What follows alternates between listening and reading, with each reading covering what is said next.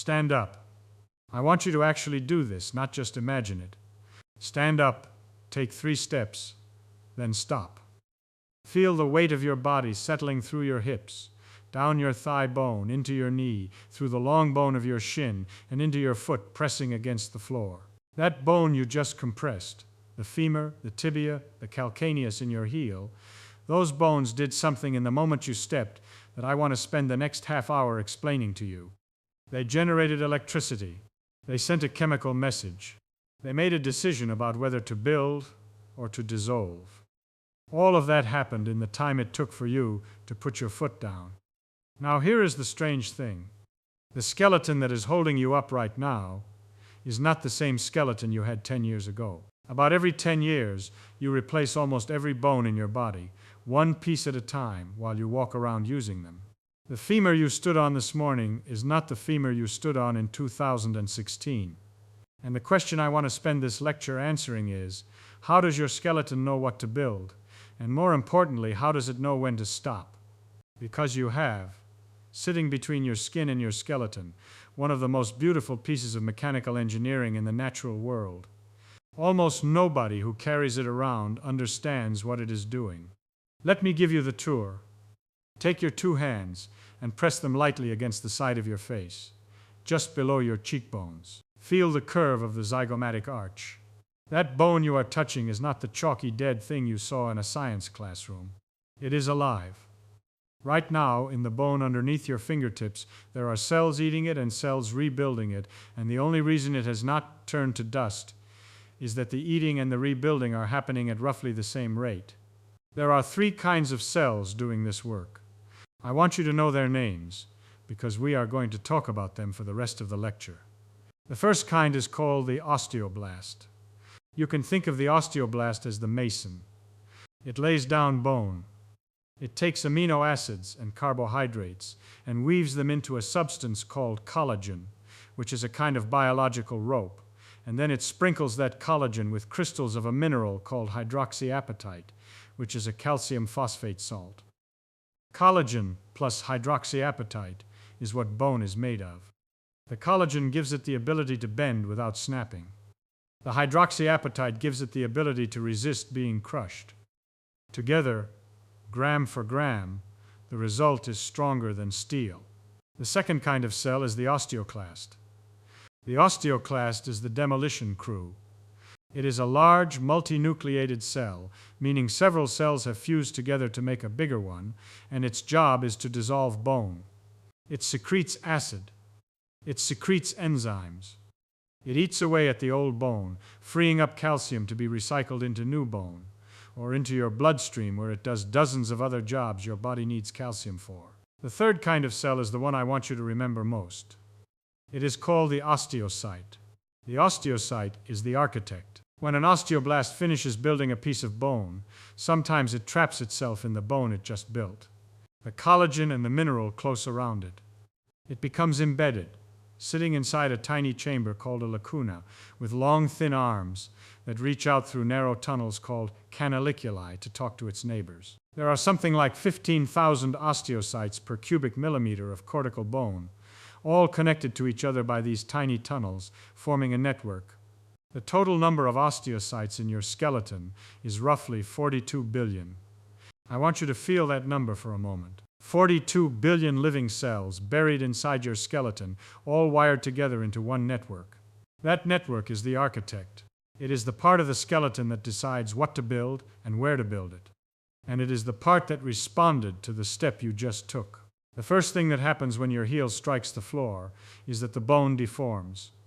Now, deforms is a misleading word, because what I mean is that the bone changes shape by an amount you cannot see. The amount is measured in something called microstrain, which means a change in length of 1 part in a million. Normal walking puts a strain of roughly 1,000 to 2,000 microstrain on your tibia. That is a change in length of about 1 part in 500. You will never see it. Your femur shortens by a fraction of a hair's width each time you stand on it. But the bone notices. Here is why. The hydroxyapatite crystals inside your bone are asymmetric. They have a polar structure, meaning their positive charges and their negative charges do not sit at the same place on the crystal. When you deform a crystal like that, the charges shift relative to each other, and a tiny voltage appears across the crystal. The crystal acts like a battery for a few thousandths of a second.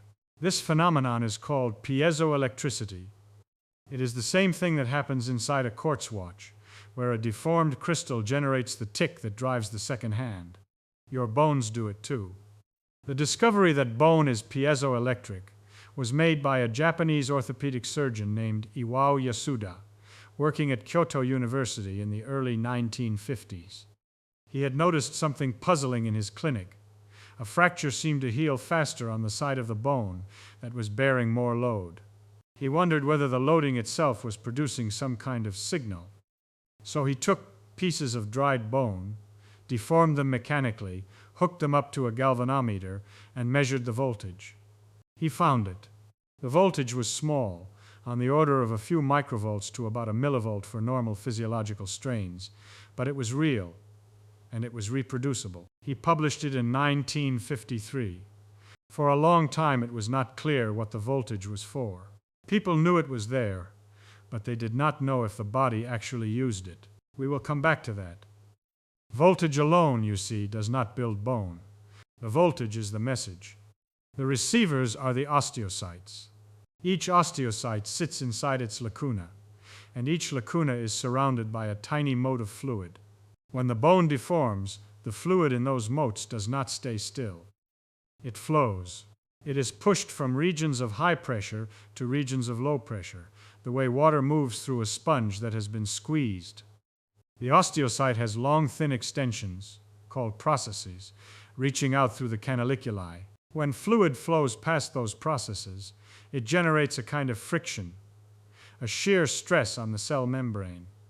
The threshold at which the osteocyte registers this shear is roughly 8 to 30 dynes per square centimeter, which is the same order of magnitude as the shear stress in your blood vessels from the heartbeat. The shear opens ion channels on the surface of the osteocyte. Calcium and potassium ions begin to flow. Other receptors, called integrins, anchor the cell to its surroundings, and when the cell is pulled by the fluid, the integrins tug on a network of internal proteins, and that tugging propagates a chemical signal into the interior of the cell. The osteocyte, in other words, has now received the message, the bone is being used. The person who did the most to establish how this works is Linda Bonewald at Indiana University. Over a career of decades, she and her collaborators showed in cell culture and in animal models that the osteocyte is not a passive prisoner of the bone matrix, the way it had been assumed to be for most of the 20th century. It is the central command. Every other cell in the bone is taking orders from it. So now the osteocyte knows the bone is being used. What it has to decide is whether to tell the construction crew to start building or to tell them to stay home. The way it gives that order is, in my opinion, one of the most elegant signaling systems in the body. The osteocyte secretes a small protein called sclerostin. Sclerostin is, in its plain function, a lock. It binds to receptors on the surface of nearby osteoblasts and prevents a chemical pathway called the Wnt pathway from being activated. Wnt, which is pronounced Wnt and is short for wingless integration site, because it was originally discovered in fruit flies, is one of the pathways that tells an osteoblast to wake up, get to work, and start laying down bone. When sclerostin is around, the lock is closed, and the osteoblast does nothing. When sclerostin is not around, the lock opens, Wnt fires, and the osteoblast begins to build. Here is what is beautiful about this system. When you are not using a bone, when you are sedentary, when you are in a hospital bed, when you spent the morning on a long flight, when you swam your 3 kilometers in a pool instead of walking the same distance on land, the osteocytes secrete sclerostin. The locks stay closed. The osteoblasts stay home. Bone is dissolved faster than it is built. You lose bone mass. When you are using a bone, when you walk, when you run, when you carry something heavy, when you step down off a curb, the fluid shear that the osteocytes register tells them to stop secreting sclerostin. The locks open. The osteoblasts wake up. Bone is built faster than it is dissolved. You gain bone mass. The molecule that links your step to your skeleton is sclerostin. The function of sclerostin in this system was worked out by a number of researchers, but the cleanest story comes from the work of Marie van Bezooijen at Leiden University in the Netherlands. She and her colleagues showed in the early 2000s that sclerostin is produced almost exclusively by osteocytes, and that it directly inhibits bone formation by blocking the Wnt pathway. The biology came together fast after that. Now here is what I want you to sit with for a moment. A pharmaceutical company has developed a drug called romosozumab. It is sold under the brand name Evenity.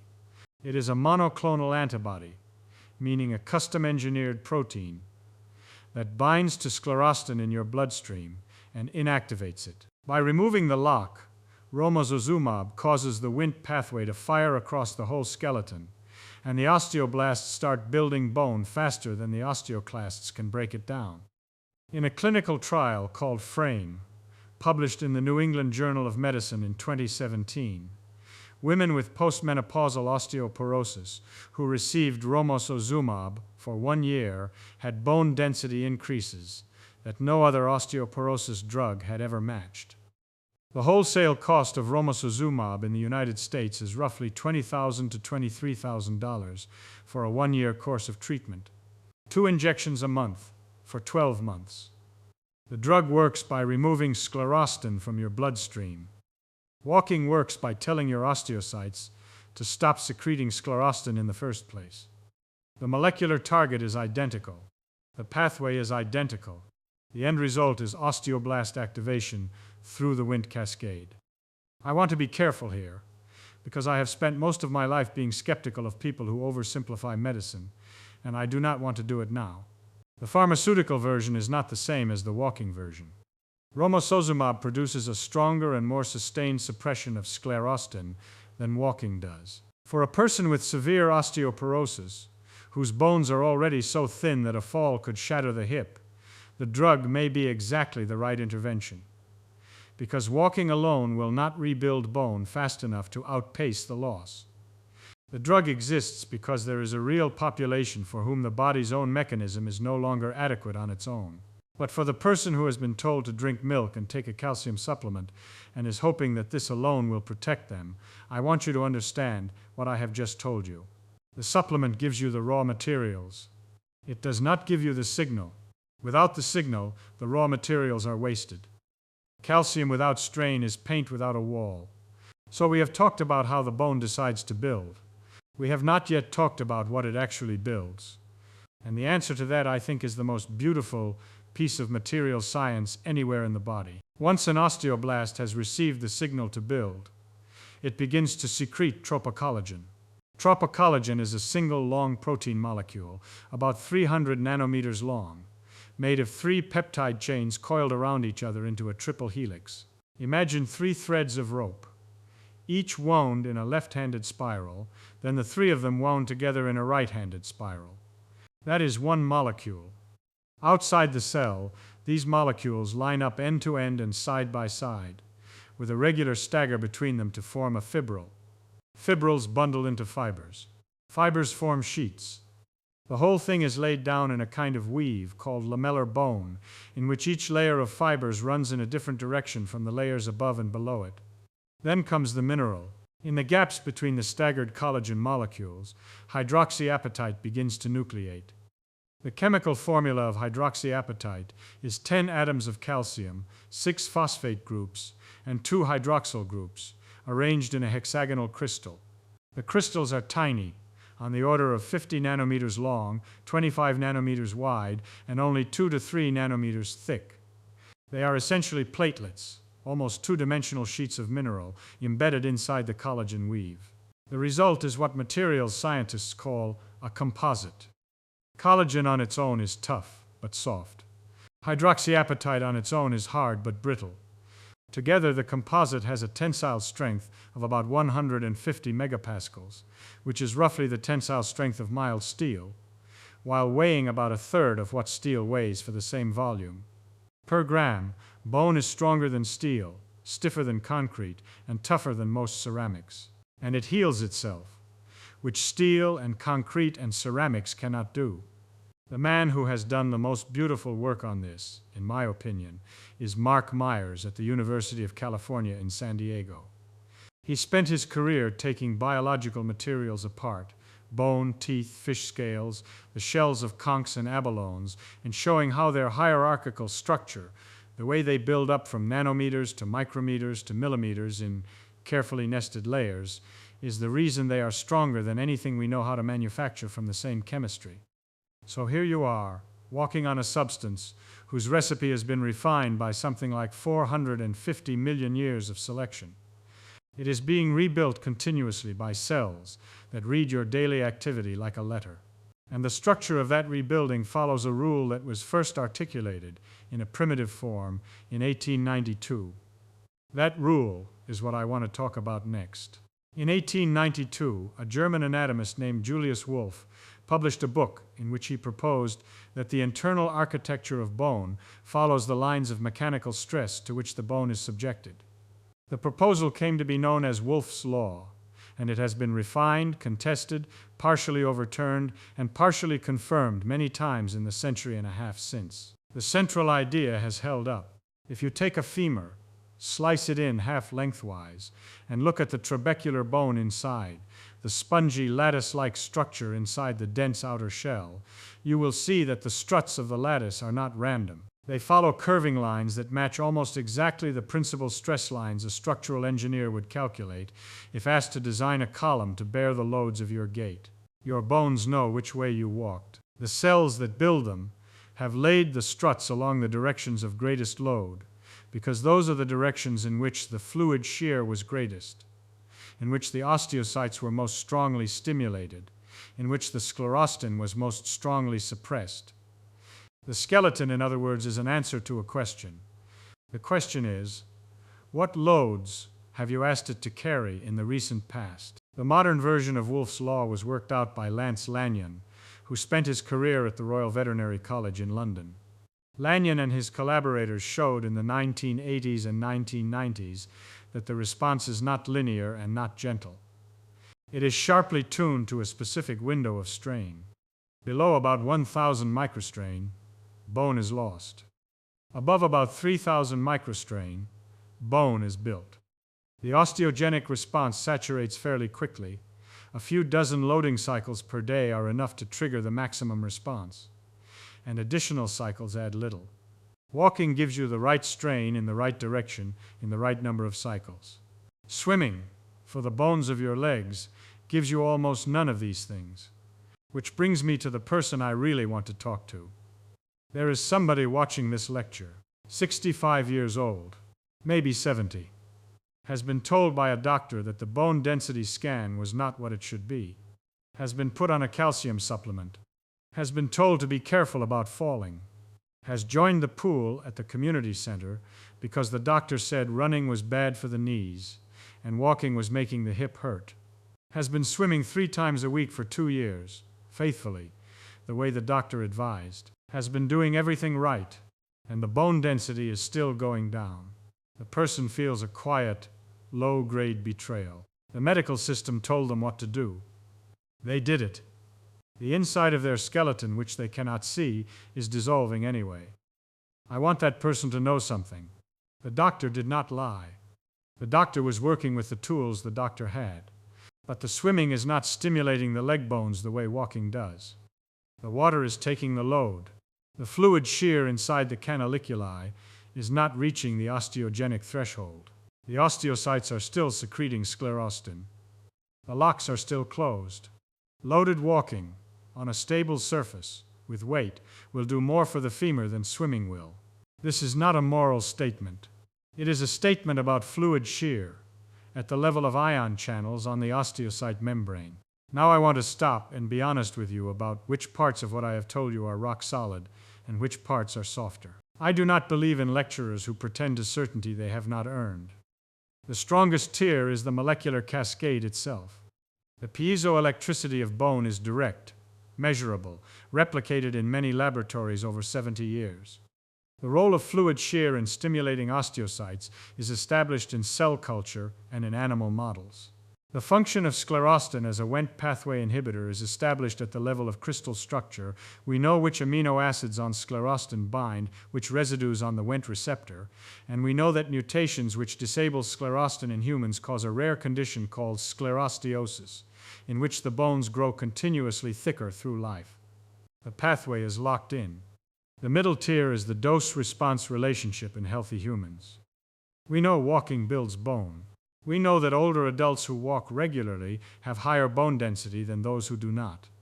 But the exact prescription, how many steps, how much weight, at what frequency, is far less clear than the molecular biology, because the loading environment of a free-living human is hard to measure and harder to standardize. Some of what I told you about strain thresholds comes from animal studies in which the bone was loaded directly through pins or cuffs. Translating those numbers to human gait is an inference. The weakest tier is the prescriptive part. When somebody asks me how to walk to build bone, I can give an answer that is consistent with the mechanism, but I cannot give an answer that has been settled by a randomized controlled trial of every variable. Walk on hard ground. Walk briskly. Carry weight if you can, even a small backpack with a few books. Vary the terrain. Step down off curbs. Climb stairs. Do not assume that aerobic exercise in water replaces the mechanical signal that gait provides. Beyond that, the precise recipe is still being argued in the literature. I tell you all of this because I do not want you to walk away from this lecture thinking I have given you certainty I have not earned. The mechanism is solid. The prescription is approximate. The pharmaceutical comparison is real. There used to be a phrase that older people in my family would say when somebody complained about an injury or about getting older. The phrase was, use it or lose it. I never liked the phrase. It sounded like a slogan. It sounded like the kind of thing somebody says when they do not have a real answer. I owe whoever first said it to me an apology. They had the real answer. They just did not know they had it. Use it or lose it is a folk language translation of the entire pathway I have just described to you. Use the bone, load it, deform it, generate the fluid shear, stimulate the osteocytes, suppress the sclerostin, open the Wnt cascade, build new collagen and new hydroxyapatite. Lose it. Stop loading the bone. Let the fluid shear fall below threshold. Allow sclerostin to accumulate. Lock the Wnt cascade. Watch the osteoclasts dissolve more than the osteoblasts can build, and over months and years, lose mineral density. The phrase is 6 words. The mechanism is 42 billion cells. They describe the same event. I want to come back to where I started. Stand up. Take a step. Feel the weight settle through your hip and your thigh and your shin and your foot. Inside the bone you are standing on, right now, a piezoelectric voltage has just appeared and disappeared in less than 1/10 of a second. Fluid has just flowed past 40,000 osteocyte processes in your femur alone. Calcium has just rushed into 1,000 cell bodies. A few of those osteocytes have just decided to secrete a little less sclerostin than they did a moment ago. Somewhere in the lattice of your trabecular bone, an osteoblast has just received the signal to wake up. You did all of that by taking one step.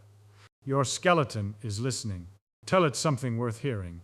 If you have a piece of folk wisdom from your grandmother, your father, a coach, an elder, a family doctor from decades past, some phrase about the body that you always took as superstition, and that you now want me to try to translate into mechanism, tell me what it is. I will take it apart in the next lecture, or the one after, and see if there is a molecule underneath.